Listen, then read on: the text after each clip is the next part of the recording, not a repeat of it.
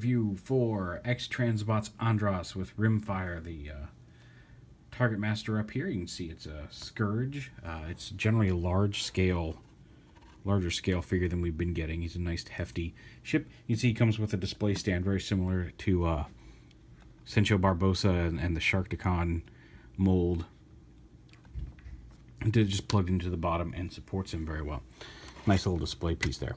And what's cool is the little tab that the stand plugs into has a little spring-loaded gimmick that pops forward to hide the slot. You see it there in robot mode, so there's not just a big gap here in his crotch. Rimfire just comes out, just tabs right in there to the top. I'll go ahead and put this stand off to the side. Bring this down just a little here. Now underneath he does have landing gear. If you don't want to use the display stand, you can pull the landing gear down. He can sit on those as well.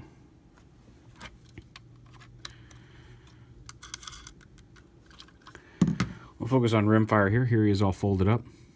And you just the arm should peg into the bottom of the legs here. You just untab the arms and lift them up. Bring the legs down, pull them up at the knee, and rotate them to the front.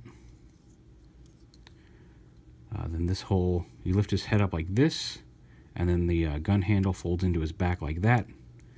Collapse the barrel and fold that down along his back. Bring his arms down, and then open up his feet there. And his feet actually do have a little ankle tilt, which is kind of neat. You don't usually see that on these little Targetmaster dudes. So there's Rimfire in robot mode. He's got a hinge here at the shoulder and then a ball joint in the body itself, so you get some decent range of motion out of his arms. He's got dual hinge elbows. He does have a head on a swivel. He does not have waist swivel, but he's got ball joint hips, ball joint knees, and then a hinge and a dual hinge there at the ankle for the ankle tilt, and then you can move his feet just on the transformation joints there.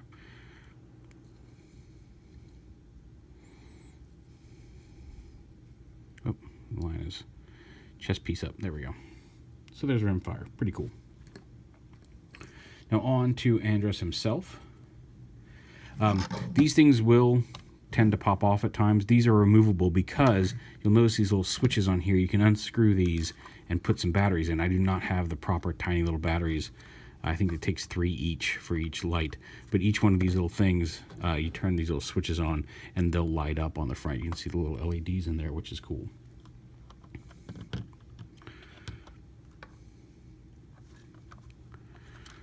But yeah, he's a space boat. You can pull this back here. You can pull his head back a little bit, and his head is on a post that takes a little bit of effort, but you can lift his head up. And again, there goes that tab. You can pull his head up here in space boat mode and kind of fold this down behind it if you want to have him looking around in his spaceship mode. Neat little feature. And his head is on a swivel. This swivels independently, so you can keep this down behind his head. You need to stop using those things for leverage. And you can collapse that back down. Just fold this back up. Collapse the post back down. And then bring his head back up to here. Fold that down. And he's back in his regular mode. So to transform him, we just come back here. We start off up top. You untab his arms here. And you can see they tab in. There's a tab here that goes into this arm. This tab plug goes into this arm. And there's a little tab, these little dark blue tabs here on the end of his fingers, or on the ends of his wrists, I guess, that tab in here on the top of the shoulders. And that's locks those in place. So open those up. And then you pull these little side vents out. And then untab these upper wings and fold them out. And what's cool is inside here, there's on this side of the boat mode, there's a little slot that allows you to peg his rifle in to store in vehicle mode. If we can get it out here. There we go. Just like that. I don't know, will it tab into the front? Yeah, okay, it's the same size slot, so it can also tab into the front of his ship mode if you wish. But if you're using the Targetmaster, you can store his rifle in this little slot right down over here. So we go ahead and open these up. And we come around to the top and we unpeg these all the way and bring them out like that. These will unpeg all the way here and open up like this. And that whole thing comes loose. These panels right here with the landing gear, you fold down inside the wings just like that.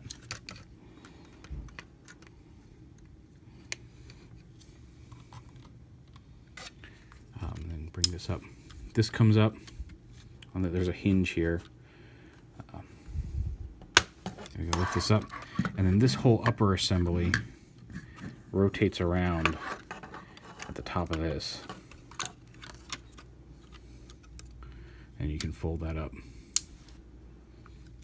onto his back, which we'll do completely here in a minute. And then at this point, we want to lift the head up like this. Bring these down out of the way. You can actually go ahead and rotate his arms down at this point. Nice ratcheting shoulders. And then let me lift this up a little bit so I can get a little bit more room here to transform his upper body. So you bring the head up and rotate this panel, you know, the square block here around behind his head. And it's transforming all kinds of the wrong way. But basically these two pieces fold down to form his collar.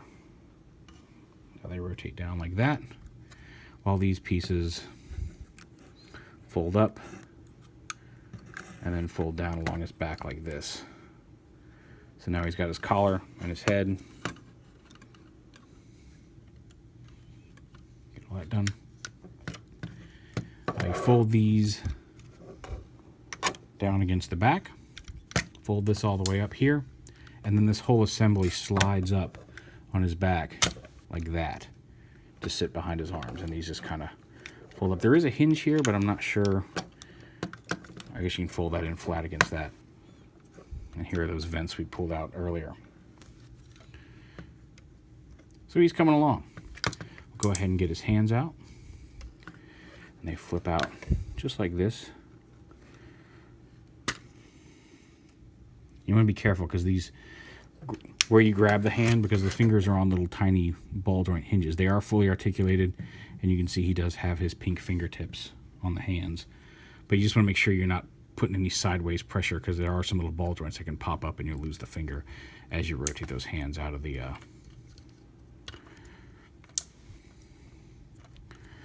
body. Again, and the fingers are individually articulated at each knuckle, and then the thumb's got a ball here and then a little ball. So you got a really nice range of motion there in the fingers themselves. And then down here, this is the tricky part of this, because just splitting the legs, not tricky. Rotating forward, not tricky.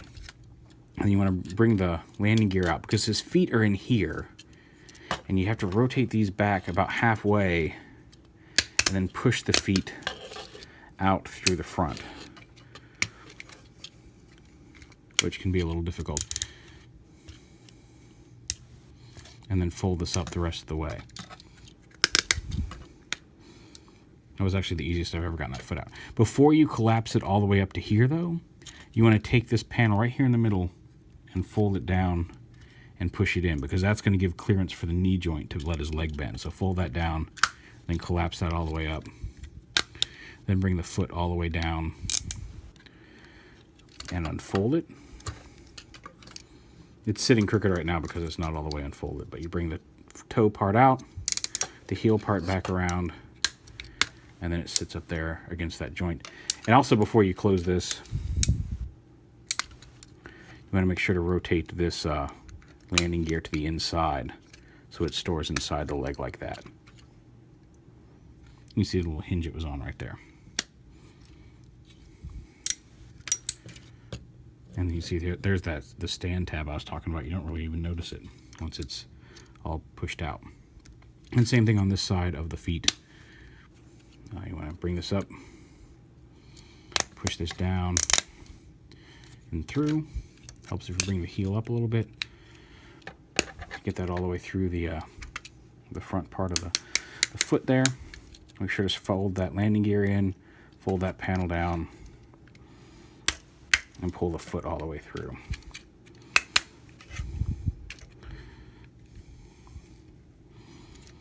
Collapse that up.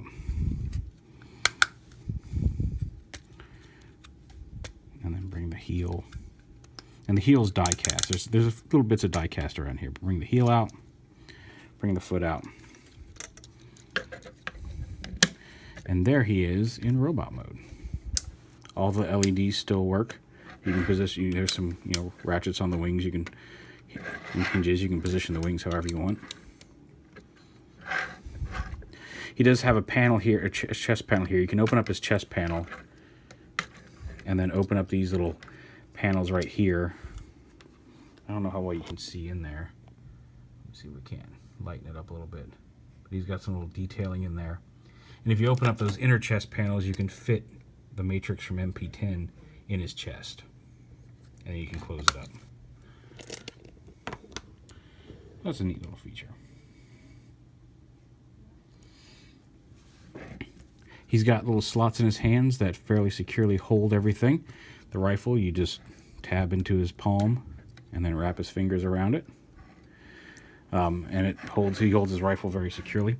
For the Targetmaster, there's one little different thing. You want to fold them up,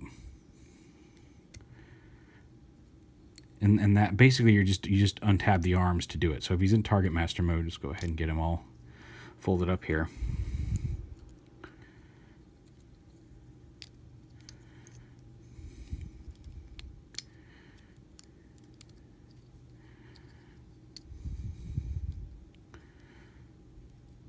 See, he's got the same kind of handle as the rifle with the tabs on it. So all you have to do here is let's get them all straightened up here. Tab together, fold the feet in. When you put them in the hand, you want to have the arms untabbed because that'll let you get the fingers in. Oh, there we go. So you need to tab that in.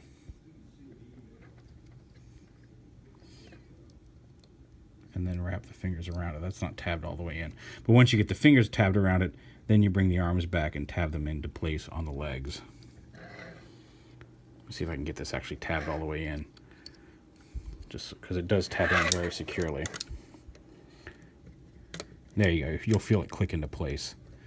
Fold the fingers around it, and then bring the arm in and peg it back on underneath. And then he holds his Targetmaster quite securely.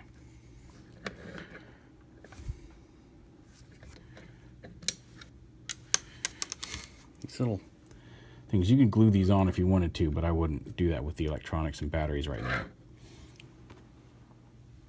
So we can get them all in the frame here. And there he is. He's got the pink fingertips, which is neat. He doesn't have a ball jointed head, but he does have a swivel. It looks like it, and he's got a little bit of up and down movement there at the neck, although his beard kind of keeps it from going forward too much. He's got ratcheting shoulders front to back, a swivel at the shoulder. He does have a bicep swivel. He does have dual hinged elbows. We can actually bring that forward a little bit more. He does have wrist swivel, and of course the articulated fingers there. He does have a waist swivel. It's a little limited by the backpack, but you can get it a little bit of range of motion there. Side to side, and then ratcheting front to back hips. He's got the dual jointed knees, which again get that extra range of motion by folding that piece down. And then he's got ankle tilts and, like I said, ratcheting heels, as well as some swivel up here in the piece the heel's attached to, in the toe, and in the piece behind the toe itself. So you get a decent range of motion out of the feet and good support.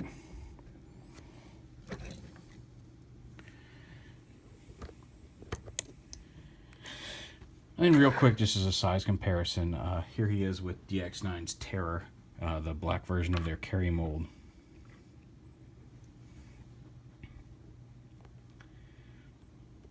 And Terror, I think, at the face, actually, I guess they're about the same at the face. The angle here is making Andras look a little taller. Actually, no, Andras's face is, at the eyes, is just slightly taller than Carrie, but roughly the same scale. Or same size, I guess, same height. I feel like Rodimus should be a little taller than Scourge if they were in scale.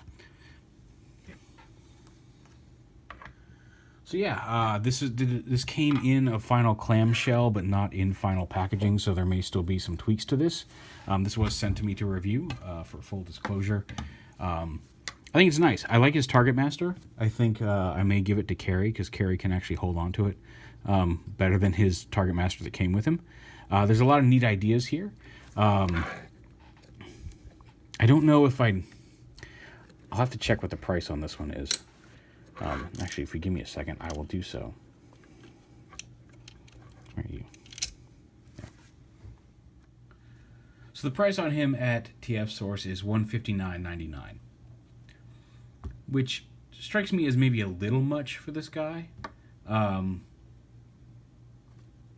again, we're talking about third-party prices, and it's always hard to say, like, you know, putting prices in the context of retail figures with third-party stuff is always odd. Usually when I talk about third-party prices in my reviews, I'm referring to them, you know, I'm comparing them to other third-party prices. Could we get a Leader Scourge maybe in the Titan Wars line or something like that, in this roughly same size class for cheaper? Yes. Will it be as intricate and detailed? Probably not. And I think if you're going to spend money on third party, there are other figures out there you could get for that price that you might enjoy a little more. It's a very nice version of Scourge. I like the way that they have incorporated, like, the cape and the wings, and I think it all comes together very well. I'm sorry, my phone was blinking at me for a second. I looked over it. But yeah, I think there's some really neat ideas in the transformation going on here. I don't know that I necessarily needed that Matrix chamber. I mean, I guess it's a nice little reference to G1, but it doesn't at the same time, it doesn't seem to hinder anything else about the rest of the toy. I don't see any gimmick or transformation possibility that got scrapped because that chest opened. So that's kind of a draw. Like I said, I do like the Targetmaster. It transforms very well. It's a neat little figure. It's got a lot more posability than I would expect from a Targetmaster figure included with these guys. I love the fact that the gun can hide up inside the boat shell. I think the boat shell is maybe a little rounder than I'm used to Scourge being, but all in all, I like the fact that there's individually posable fingers, die cast in a lot of places here on the figure, especially down here in the feet. I like his goatee. And I said I need to get some tiny little batteries to make these LEDs work and see how they look, because like I think that's a neat little idea. Although I do wish that it didn't require, like I said, these, you can see this thing fell off. I wish these sat a little bit more securely in the ends of the turbines or LED sections, because it doesn't take much to pop them out, especially if you're grabbing it and just happen to bump that, especially on the back of the head when you're trying to turn it and all that stuff. But it's a pretty nice representation of Scourge, and I don't know, is anybody else doing one right now? Unique Toys might be putting one out, but right now it's a really nice and available representation of Scourge from G1.